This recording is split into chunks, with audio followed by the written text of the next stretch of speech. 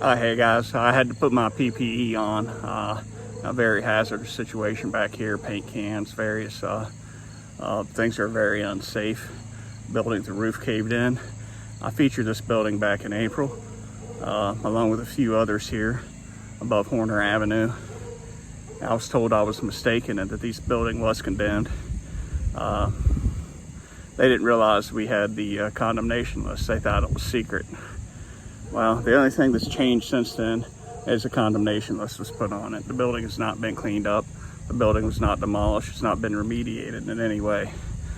However, back during the election, when one of the residents here came out and attacked the city council for their failure to act on this, they kind of panicked and sent the code inspectors up to find the resident for a couple bags of lawn waste that were sitting out. He had to pay. He had to clean it up. But 5 months later, this building still looks like this. And you know, in one of my recent videos, I actually cited the law or the city ordinance that allows the city to order someone to clean their property up. This was a response to the Roach House over on Jackson. And apparently they sent a letter to the resident after a complaint in November, but it still sits there like that. If this isn't an example of selective enforcement, it's an example of just not understanding what the condemnation process actually is. Here in Clarksburg, we use condemnation as a stepping stone for demolition.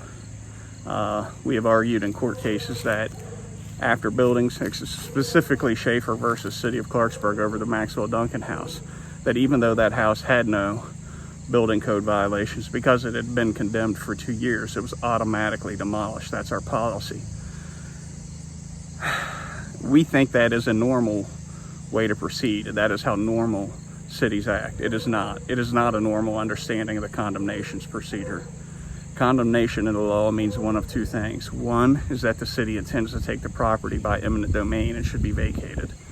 Two, that the property is unsafe or unfit for human habitation and should be vacated.